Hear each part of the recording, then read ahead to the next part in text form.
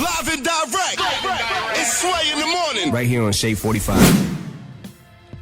Music culture, I won't even say music business, because it was the culture that brought them to the business. I'm sure, as it did me, that I've always admired their work. I always trusted their work. I've always tried to model my work to the caliber of work that they've done, the quality of work that they've done. One of them is with us today, who goes by the name of Nelson George. And what I love about Nelson George is I feel like our history is like our children. You know, you got to nurture it, you got to nourish it, you got to take care of it. You know, you want to set the best examples for your kids. And if you don't, your children will be lost, you know, and that to me happens a lot in our history, especially in the African-American community in this country and abroad, you know. And when it comes to music culture, you see a lot of shows that document culture, but they do a half-ass job. They don't tell the whole truth. Maybe they don't do the lineage. Maybe it's because it has to be edited for TV, or maybe because they don't know. But then you have people like Nelson George. When they speak on it, you don't have to question it. You know, his word is bond. You take it for truth and what it is. And he's here with us today. Ladies and gentlemen, Nelson George. All right. Hey. So good to be here, man. Man, it's good to be here. I've been following all your interviews online. Word? Yeah, some of my friends on here.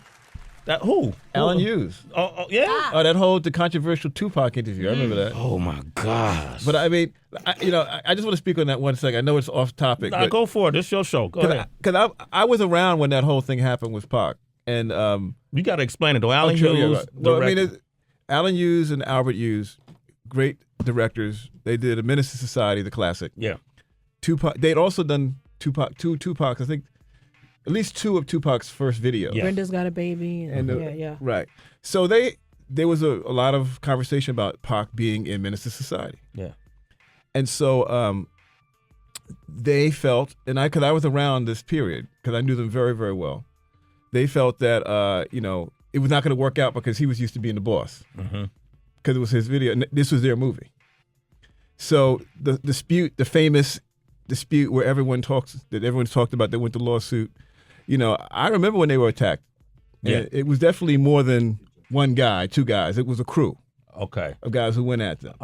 And so I know people have disputed his story. I'm like, I just have to co-sign what he said on the show. I wasn't there, but I was there in the aftermath. I remember immediately he didn't remake the story up when he said to you like years later to make himself look good. That was very much the report I got from both of them in the heat of that time. So he was rap packed. So it wasn't Tupac didn't beat him up. Yes. It was a bunch of dudes that beat him up. And the rule back then is don't fall down, you get stomped. So you got to keep you got to stay on your feet. Yeah. Because once the Timbs come on you, it's over. It's over, right? Nelson George. And if Nelson says it's true, then it's true. All right. We want to talk about the new book, The Hippest Trip in America, Soul Train and the Evolution of Culture and Style. That's your book. We're going to open up the phone lines, 888-742-3345, and let's dive into it, all right? I know growing up in the 70s, for me, Soul Train was a mainstay on our television. Soul Train was our eyes and ears to the street at that time. Yeah. We didn't have internet. At that time, rap hadn't really made its way through. And so we found out what was the hippest, coolest thing by watching Soul Train, which was interesting because Soul Train at that time was in Los Angeles. L.A. L.A. And L.A. was different from Oakland. Yes. But there was, there was a lot of dancers, the Electric Boogaloos. Yeah. Who actually brought popping. Damon and them guys, right. Yeah. They're from the Bay, so that show ended up being a magnet for dance from all over. There were dancers from Philadelphia, Chicago, everyone who could move, who was in that world, black, wanted to be on Soul Train. Yeah. People hopped the fence and climbed and snuck in the studio because to be on Soul Train was then the height of urban culture. Yeah, and the height of urban culture at a time when urban culture, you couldn't find it on television. It was, Soul Train was so unique and so unprecedented. I mean, that might have been, you waited to see the Temptations on the Ed Sullivan Show. Yeah. Or James Brown on the Mike Douglas Show. But that was it. Mm-hmm. There was a TV show, I think Diane Carroll had Julia. Yeah. Half-hour show. But Soul Train had a black host, black music, black dancers, black commercials. Yeah, and that was different because you saw hair product Afro Sheen, you know what I mean, right? Afro Sheen. Now Ultra Sheen, Afro Ultra Sheen, yeah. The relax, get your Afro right, soft. Jerry curls. The beginning of Jerry curls comes out of that. Soul Train made Jerry curls popular. To put it in perspective, they did it really. Soul Glow. Soul Glow, yeah. Put it in perspective, like for those shows you named, like the Ed Sullivan Show and what's the other one? Mike Douglas. That's Jimmy Fallon today. That's David Letterman and that's like the 50s, 60s, and early 70s, right? So you really didn't see that. And you talk about Julia. You wrote in your book, Diane Carroll played Julia. Right. And that was, at that time, revolutionary to have a black woman as a lead in a series, right? Yep, absolutely. It was crazy. I mean, that goes to show the wasteland. That the way to look at Soul Train is that the civil rights movement had happened. Now the Black Power movement is going on. Yeah. So black people are angry. There's riots all over the country. And what Don did is take black joy, black celebration, black spirit, and brought it into everyone's living rooms and changed the way people perceived black people, young black people particularly. It's one of the interesting things about this book is that I've been doing a lot of interviews. Some of those passionate people I've met about Soul Train are white kids who lived in white Midwest or down south or not around black people. Yeah. For them, that Soul Train show was their gateway to how to dance, how to dress. Don had the lingo. Yeah. Some of them tried to get the afro together, tried to kink that hair up. I mean, it was so powerful. So we always think of it as a black show. But in a way, it was a black advertisement for the best of black culture. Wow. When you talk about Don Cornelius, is it anything about him that we didn't know? Because you just see him as the host and the voice. But as he passed, I started to see some things that maybe he was a dancer or something. Is that true? He wasn't really a dancer in that. I mean, his story goes like this. He's from Chicago, raised in Chicago, had really tried a few jobs. But along the way, and really wanted to be in radio. He had that voice. Yeah. So he first came on doing ad sales, and then the station he was on, WVON, was the #1 black station in Chicago. So he really couldn't crack a regular rotation. So he did reporting. Yeah. And he did like the weekend slots. But like as DJs do, he had to make some money. So he began doing like every parties on around town with high school kids, and so he called them Soul Train. Yeah, because the kids would have to take the train, the L in Chicago to get to the parties. From that, he said he had the great idea. There's American Bandstand. There's a lot of local dance shows. What if we just put just black artists and black dancers? Because what American Bandstand does is take a few black dancers, the white kids learn their dances, and there you go. What if we put the raw thing on TV? So it starts local, it's on the UHF channel. It's not even on the... They don't have that no more. Yeah, it's not even the regular channel. So like you had to turn your antenna and had to switch to another dial to get the show. But immediately, boom, it exploded. The entire Gary, Indiana, everyone wanted to be in the show. 2 years later, he hooked up with Johnson Products, the people who brought you Afro Sheen. And they went national, and it changed the game. It exploded. And to put that in perspective, American Bandstand, Dick Clark, will be the equivalent to what... I don't know if it's equivalent. It is not its equivalent, but I think in this millennium, TRL with Carson Daly. Yeah, but... Kind of, but not even...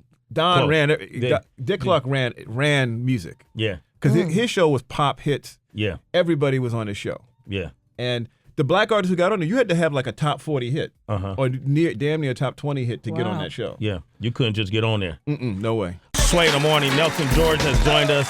There's a book out that if you're a fan of music culture, it's a story being told about Soul Train. It's called The Hippest Trip in America, written by Nelson George, one of the most respected journalists to ever come out of music culture. Soul Train and the evolution of culture and style. And we're just going over it because Soul Train was just played such a major role in our A lives. staple. It was definitely Heather B. You got a chance to see Soul Train, right? Did I got a chance to be on it and perform and meet Don Cornelius. It was a big thing because my family know I was doing music and they didn't really care about a lot of other things. I was like, oh, I'm going to do MTV. When I said I got booked for Soul Train, man. my aunts, my uncles, my cousins, it was big news. You thought I went platinum. Yeah, you did. Yeah.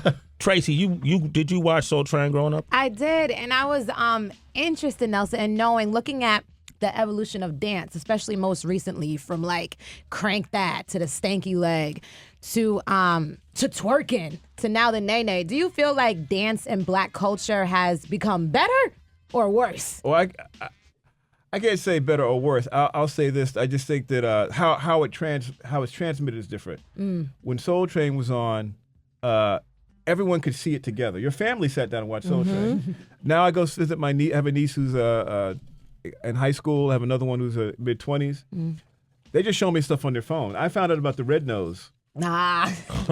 Last Thanksgiving. We That was my say, thinking. Sage The Gemini. I've been on Rap Fix today, by the way. Yeah. So Sage The Gemini, I got turned on and I watched all 18 videos on YouTube of the RedNose. So stuff like that. I would never have known of that if our nieces hadn't told me. So it just shows you the difference. There used to be a place where we could all communally watch it and enjoy it. Now it's very much like you say the names of some of these dances. You know, your mother not going to know that. Right. People knew what popping was, locking, whacking. The funky chicken. Everyone kind of shared that. And I think that's the difference. Everyone in the family used to dance together. Right. I mean, we used to party. Everyone could The dance. hustle. Right. Do the hustle. I think that's different. I think everything is a little more segregated, which is too bad because it was a family, like the line dance. Like that's why the Soul Train line was so important because everyone participated.